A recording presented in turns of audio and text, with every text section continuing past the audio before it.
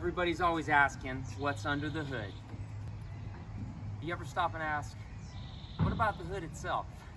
Although they all look the same for the 1600 and 2002, there were slight variations throughout the model years.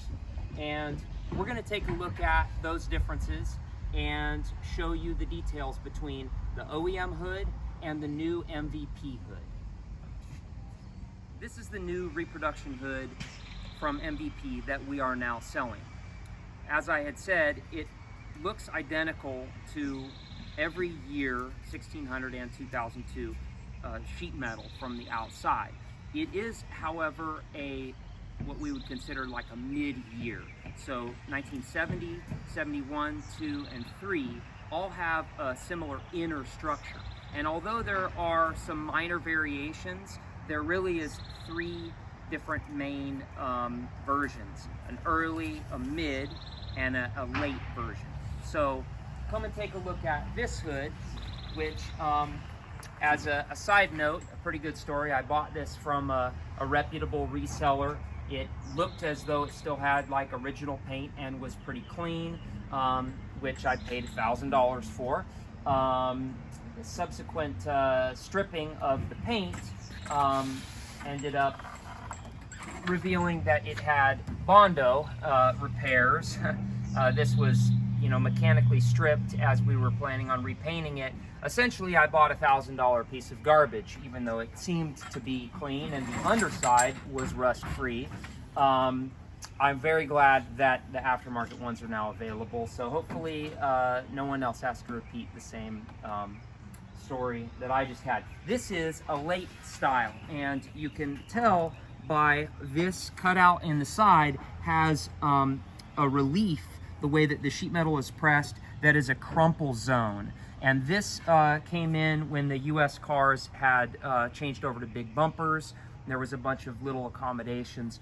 Also, where the hood latches down in the center, there is an additional kind of a little wing that was added to the sides to help catch that into the cowl on a front impact, so the hood wouldn't shove back into the windshield. That's really the main difference with the later style. These cutouts change throughout the years as well. Some have them and some do not. You can come and take a look at this car, which is a mid-year, same as the MVP. It has no cutouts in the front, and it has, come around to the other side, the same single cutout on the side, but no crumple zone relief. This would be an obvious visual variant to this hood, which is the early style, and they're very apparent with the 3 cutout holes in the inner structure and no cutouts on the front of the nose.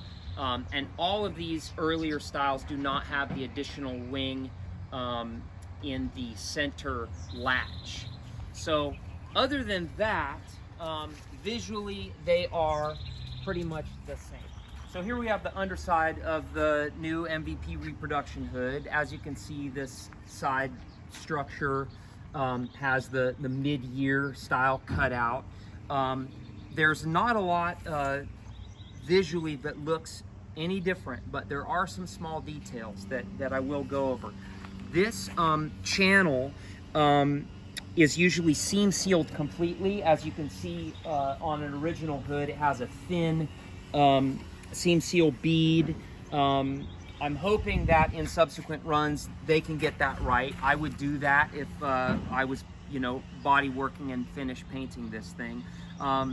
It's a trade-off, where if you're trying to have a concourse original perfect car, you may start out with a factory hood, and there may be rust hiding in this seam where the skin is flanged over. It usually is in the front of the nose, and you can almost never get rid of it. So even a great body shop that seals it best and uses all the chemical, the rust will come back. So this is really your best bet to start out with a blank canvas. And the other detail that I did notice that quite potentially they may rectify in subsequent runs is the cutout on the cowl opening itself is not dimensionally exact. The stamping dies are correct. However, the size of this hole that has been punched is larger on a factory hood. It is probably not going to affect, you know, the air coming in and then through your vents by any means, but a concourse judge, someone staring at it that really knows, would be able to see that this hole is slightly smaller. It doesn't really affect how it looks or functions, but if you're really staring at it, you can tell. Like with any aftermarket piece of sheet metal, there will be some fine tuning with the body work. Either seam sealing, cleaning up any little welds. A lot of the stuff from the factory was crude and was not dialed in like modern hot rod body shops are going to do for a complete restoration.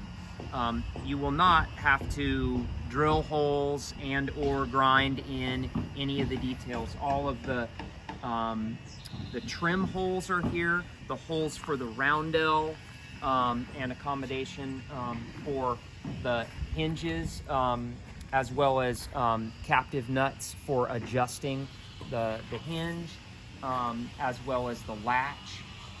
That is all same as factory.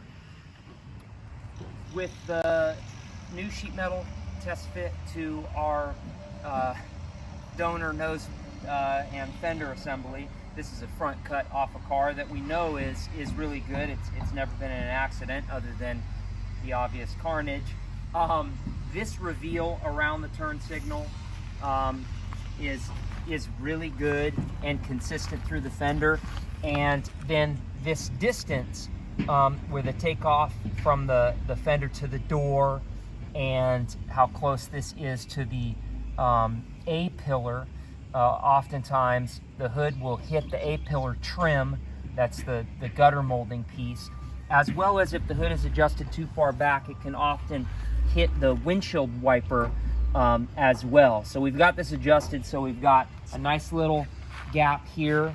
When you open the hood, it doesn't hit or rub against the nose, and we're adjusted to not hit against the cowl. So as far as we've seen with a couple test fits, I'm pretty happy with how it fits. So if you have a damaged or rusty hood, or like myself, you have a hood you thought was good and after stripping the paint you realize that it is beyond repair, this is really a great place to start with a brand new rust-free piece of sheet metal. And these are now available. We just put them on the website for pre-order. They should be shipping in the next couple weeks. By the time you see this video, they will probably be available along with all of the other MVP sheet metal and restoration parts at cougarworks.com.